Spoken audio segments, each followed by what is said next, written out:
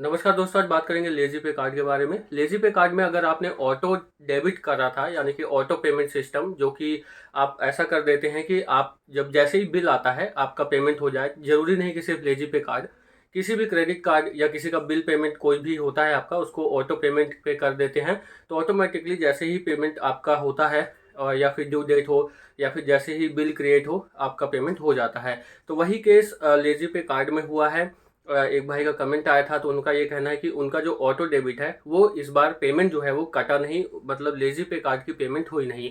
इसका मतलब ये हुआ कि जो अकाउंट बंद हुआ है या फिर कार्ड डीएक्टिवेट हुआ है लेजी पे कार्ड का, हो सकता है उसकी वजह से जो ऑटो पेमेंट का सिस्टम है वो भी बंद हो गया हो और आपका ऑटो पेमेंट ना हुआ हो। तो उस केस में क्या करना है आपको बता दूं, उससे आपको ये करना है कि जो कस्टमर केयर है उनसे बात करनी है। और इन भाई ने पहले ही ऑलरेडी बात कर ली थी, जिनका कमेंट आया था मेरे पास। तो उनका ये कहना है कि आप मैनुअल तरीके से पेमेंट कर दीजिए, यानी कि आप अपने आप पेमेंट कर दीजिए। फिर उन्होंने मुझसे पूछा कि क्या करना चाहिए, तो मैंने उनको यही बोला जो आपको इस वीडियो में बोलने वाला हूँ। मैंने बोला उनको कि आप एक बार कस्टमर केयर से कन्फर्म कर लो कि आपका जो ऑटो डेबिट पेमेंट है वो इन फ्यूचर नहीं होगा, और जो पेमेंट पिछली आपकी नहीं हुई है वो भी अब नहीं कटेगी आपके अकाउंट से, या जिस भी अकाउंट से आपने ऑटो डेबिट करवाया हुआ है।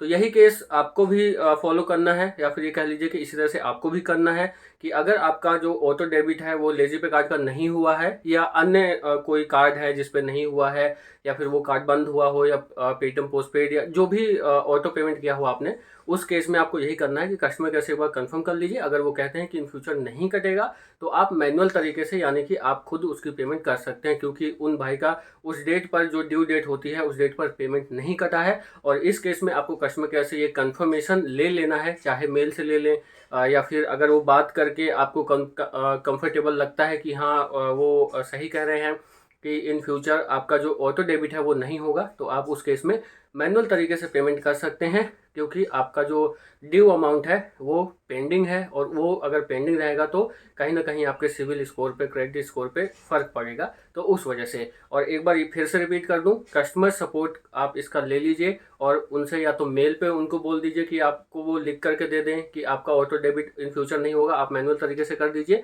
या फिर अगर बात भी करते हैं वो आपसे, तो आप अगर कंफर्टेबल हैं और आपको लगता है कि नहीं कटेगा पेमेंट, तो आप पेमेंट कर दीजिए मैनुअल तरीके से, और इंतजार करिए अगले महीने का कि पेमेंट नहीं कटेगा। और अगर कटता है उनके कहने के बावजूद भी, तो आप दोबारा कंप्लेन उनको करना। और अगर जैसे अगर 1000, 2000, 500 की बात हुई, तो आप चलिए मैनुअल तरीके से कर दीजिए। लेकिन अगर बड़ा अमाउंट है 5000, 10000, तो स्पेशली इस केस में आपको मेल पे रिटर्न में आप उनसे ले सकते हैं कि आपको वो मेल कर दें कि आपका इन फ्यूचर डेबिट नहीं होगा ऑटो पेमेंट, आप उसकी पेमेंट मैनुअल तरीके से कर दीजिए। तो ये मुझे लगता है सोल्यूशन होने वाला है इसका, कि अगर आपका ऑटो पेमेंट हट गया है लेजी पे कार्ड से हट गया है, या फिर जैसा कि कार्ड बंद हो गया है तो उस वजह से ऑटो पेमेंट नहीं हुआ, तो आपकी अगर पेमेंट नहीं हुई है तो ये अपना सकते हैं जो मैंने अभी आपको बताया। इस वीडियो में इतना ही। कुछ आपको पता है इसके बारे में जो मैंने अभी इस वीडियो में डिस्कस किया आपके साथ, तो कमेंट कर सकते हैं ताकि लोगों को पता चले, मुझे भी पता चले। इस वीडियो में इतना ही, मिलते हैं अगली वीडियो में। नमस्कार।